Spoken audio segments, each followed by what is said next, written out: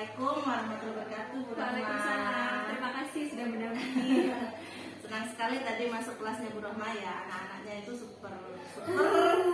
Anaknya itu istimewa, tapi Bu Rohma bisa menghandle mereka dengan baik. Nah, saya mau tanya itu tadi tentang materi kabar ya. Saya mau tanya tentang asesmen awalnya itu tadi bagaimana? Oke, karena ini lanjutan ya. Sebelumnya kan materinya udah tentang pengertian, ciri gitu kan.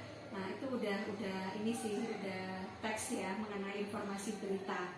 Jadi mereka kan sudah tahu nih bentuk beritanya. Cuman kan mereka tidak tahu bentuk strukturnya seperti apa, unsur yang ada dalam berita itu apa. Hanya mereka tahu bentuk teksnya aja. Karena mereka di awal itu sudah melakukan analisis ini mengenai isi informasi dari berita yang dituliskan dari teks itu. Berarti ini cuma lanjutan. Iya betul. Jadi kemarin kan sudah ini nih tahu bentuk teksnya, cuman mereka tidak tahu unsurnya, strukturnya tidak tahu. Nah hari ini itu saya lanjutkan dengan unsur dan strukturnya. Oke, Seperti itu. Oke, tadi bagaimana dengan tujuan pembelajarannya tadi? Siswa mengetahui unsur membangun dan struktur pembangun berita. Jadi Sudah. Apa tantangan yang dihadapi Bu Rahma ketika menyampaikan materi itu tadi? Bisa lihat sendiri kan ya, bisa lihat sendiri satu dari siswanya.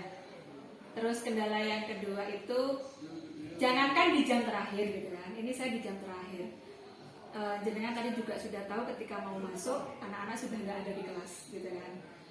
Ya seperti itulah, itu tantangan bagi saya, bagaimana cara saya supaya mereka itu bisa kondusif dulu, bisa masuk dulu, bisa ngumpul dulu semuanya.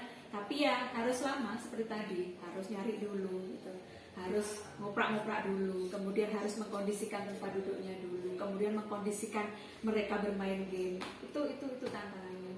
Apalagi kelas ini memang ya seperti yang dilihat lah ya, seperti yang kita lihat.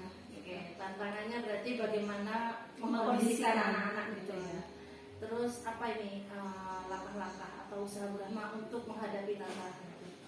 Ya mungkin satu lebih sabar, terus yang kedua harus lebih open lagi ke anak-anak gitu, dengan cara ya itu tadi pendekatan secara ini personal, secara emosional juga biasanya cara sudah seperti itu. Jadi ketika mereka masuk kadang kita masih disuruh masuk itu masih kadang seperti apa ya, kayak nggak terima gitu, karena ini sudah jam terakhir, pulang bu. Kalau kita juga ikut emosi gitu, ya akhirnya kita marah-marah. Tapi dengan pendekatan secara emosional tadi, ayolah kita berikan pengertian bahwasanya tugasmu di sini sekolah gitu, meskipun ini jam terakhir saya juga capek gitu. Saya sebenarnya juga pengen pulang lebih awal, tapi mau bagaimana lagi karena ini sudah tuntutan. Ayo kita sama-sama kita selesaikan sampai jam 2.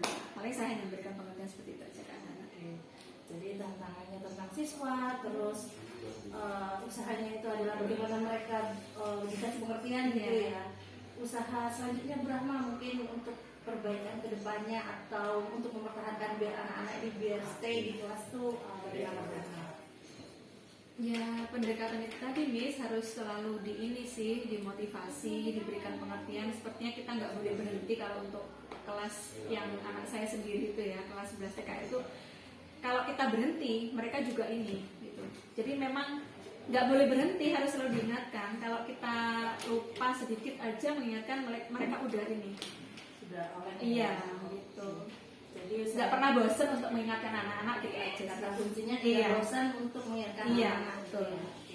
Terima kasih Bu Rahma atas waktunya, refleksinya, dan ilmu-ilmu yang sudah diberikan tadi, luar biasa sekali.